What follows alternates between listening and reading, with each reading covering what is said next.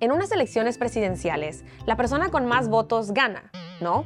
Pues en Estados Unidos no siempre es así. Usan un sistema que viene de cuando se formaron como país hace más de 200 años. Y aunque es un poco complejo, para entender la carrera para llegar a la Casa Blanca en 2024, hay un número que es clave: 270. Y no te preocupes, porque después de ver este video te va a quedar clarísimo cómo funciona. El sistema de elecciones presidenciales en Estados Unidos es un sistema indirecto que funciona a través del colegio electoral. Este es un organismo de 538 personas que representan a los 50 estados más la capital. A estas personas les decimos electores o delegados y son ciudadanos elegidos por los partidos políticos. Y ellos son los que al final votan por el candidato a la presidencia y a la vicepresidencia. Un elector o delegado es igual a un voto electoral. Como ya dijimos, en total son 538 y cada estado tiene un cierto número de votos en el colegio electoral. Para ganar hay que juntar el mágico número de 270, es decir, la mitad más 1. ¿Y cómo se llega a ese número? Pues es un juego de todo o nada. Con estas dos excepciones donde se reparten los votos, en el resto, el candidato que gana más votos en un estado se lleva todos sus votos electorales. No importa si gana el estado por 1 millón de votos o por uno solo.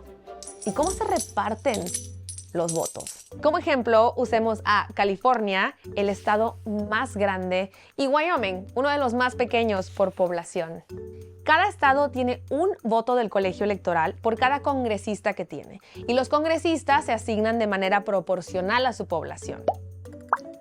Pero a esto hay que sumarle 2 votos más, porque cada estado tiene 2 senadores, sin importar su tamaño o población. Así quedan los totales: California con 54 votos y Wyoming con 3. Los estados con más votos electorales son California, Texas, Florida y Nueva York. Y los más pequeños solo tienen 3, como Alaska, Wyoming, las Dakotas, Delaware y Vermont. Por eso, con este sistema, aunque haya perdido el voto popular, la persona que junta mínimo los 270 votos del colegio electoral es la que gana y se convierte en presidente. Esto ha pasado solo 5 veces en más de 200 años de historia, 2 de ellas en los últimos 20 años. Pero ojo, porque en este juego de las matemáticas electorales, los estados con más votos no son necesariamente donde los candidatos concentran su atención para llegar a ese mágico número de 270.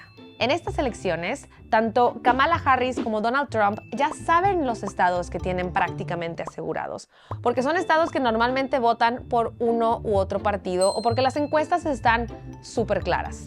La batalla electoral se concentra en cambio en los votos de los estados péndulo o swing states, en los que la batalla está tan reñida que no podemos predecir bien qué va a pasar. En estas elecciones hay 93 votos electorales repartidos en estos estados péndulo.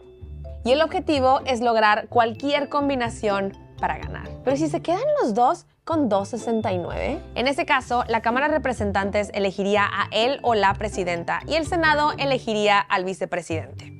Aunque esto solo ha pasado una vez en la historia de Estados Unidos. Pase lo que pase, aunque en muchos casos sabemos quién ganó la noche de las elecciones, el resultado no es oficial hasta que se reúnen los 538 delegados del colegio electoral un par de semanas después para votar en nombre de sus estados, como lo hacían hace más de 200 años.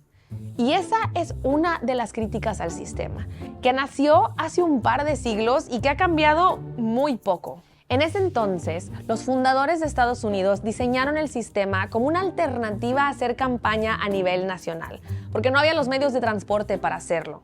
Y también fue parte de un compromiso político para hacer un balance de poder entre las colonias del norte y las del sur que apoyaban la esclavitud. Pero como el proceso del colegio electoral está establecido en la Constitución, es muy difícil de cambiar. Además, el sistema también tiene sus defensores, que ven ventajas como que por las matemáticas del colegio electoral, los candidatos no pueden ignorar a los estados más pequeños. Tampoco tienen que hacer campaña en todo el país y pueden concentrarse en estados clave. Y en caso de que se necesite un recuento, se puede hacer solo en los estados en los que sea necesario. Pero no nos adelantemos. La respuesta de quién gana las elecciones viene en noviembre. Y con este video, tú ya tienes claro el número mágico al que hay que echarle ojo para saber quién gana. Para seguir la cobertura especial de BBC Mundo de las elecciones de Estados Unidos, puedes encontrar todo nuestro material en nuestra página web y en las redes sociales. Y además, ahora puedes suscribirte a nuestro newsletter para que te llegue lo mejor de nuestro trabajo cada viernes directo a tu correo electrónico. Nos vemos en el siguiente video. ¡Chao!